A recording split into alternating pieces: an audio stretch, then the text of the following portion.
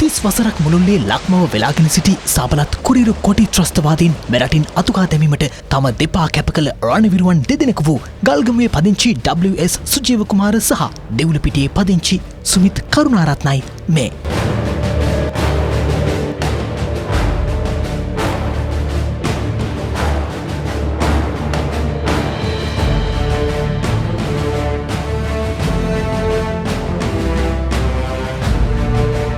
රට වෙනුවෙන් තම දෙපා කැප කළ මේ රණවිරුවන්ට අද මුහුණ දෙන්නට සිදුව ඇත්තේ තවත් සටනකටයි.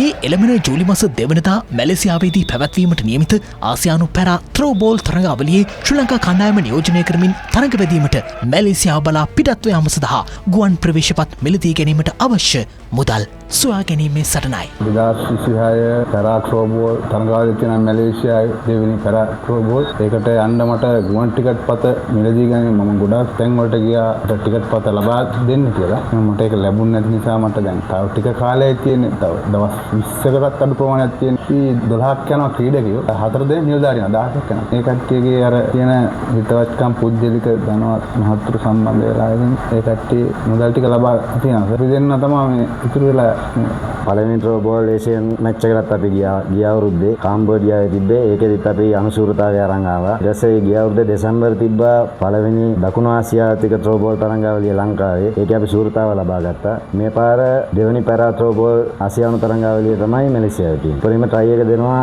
යන දවස වෙනකම්ම සල්ලි ටික හොයාගන්න. ගියවර ආසියානු පැරා ත්‍රෝබෝල් ක්‍රීඩාවලියේදී අහිමි වී ගිය ශූරතාවය කෙසේ හෝ මේ වසරේ ලක්මවට දිනා දීමේ අදිටනින් පසුවන මොවුන්ට කිසිදු අනුග්‍රහකත්වයක් හෝ ක්‍රීඩා අමාත්‍යාංශයෙන් ප්‍රතිපාදනයක් නොලැබෙන බවයි ඔවුන් පවසන්නේ. පැරා ත්‍රෝබෝල් ඉවෙන්ට් එක පටන් අරගෙන අවුරුදු 1කමාරක් විතර වෙන්නේ. සාමාන්‍ය ඉවෙන්ට් එකක් පටන් ගත්තාම අවුරුදු 1කමාරකට අපි ඇවිල්ලා තියෙන අවුරුදු 5ක විතර ලොකු ගමනක්. ඊතරම් වේගෙන් ලංකාවේ පැරා ත්‍රෝබෝල් එක උඩට ඇවිල්ලා තියෙනවා. නමුත් පටන් අරගෙන ලොකු කාලපරාසයක් නැති නිසා ක්‍රීඩා අමාත්‍යාංශයෙන් අපිට ප්‍රතිපාදන වෙන් කරවා ගන්න අපහසුතාවයක් තියෙනවා. කිසිම ස්පොන්සර් කෙනෙක්වත් එහෙම මොනවත්ම නැහැ. ශ්‍රී ලාංකීය දජය ලෝකයේ තුල බැබලවීමට අරගලයක නියැලෙන මෙවැනි ධෛර්යවන්ත ක්‍රීඩකයන්ට ක්‍රීඩාවෙන් ලෝකයේ ජය ගැනීමට අවශ්‍ය ප්‍රතිපාදන සහ අවශ්‍ය පහසුකම් සැලසීම ක්‍රීඩාව කරවන ඇත්තන්ගේ යුතුකමක් නොවේද?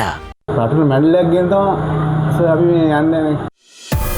Kelly Bima, the Sports Desk.